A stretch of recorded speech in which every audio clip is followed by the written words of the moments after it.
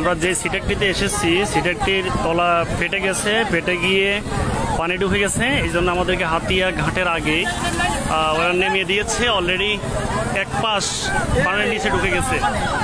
এই হচ্ছে অবস্থা। মানুষকে খুব তাড়াহুড়ো করে নামতে বাধ্য করেছে। দুর্বিসহ ঝাড়ানি চেয়ারম্যানঘাট টু হাতিয়া। এই যে মানুষ এক বুক পানির মধ্যে পার হচ্ছে।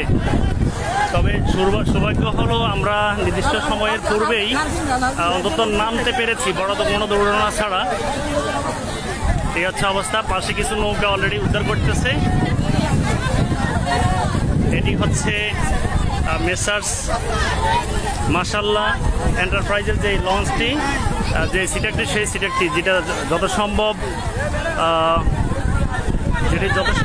ঘাট কর্তৃপক্ষ পরিচালনা করতেছেন।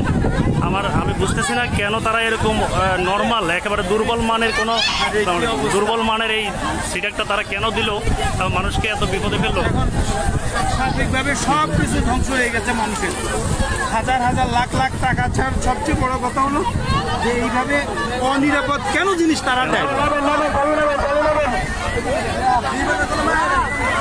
যে মানুষ দেখেন মালপত্র নিয়ে বাচ্চা কাচ্চা নিয়ে কতটা বিপদের মধ্যে আছে।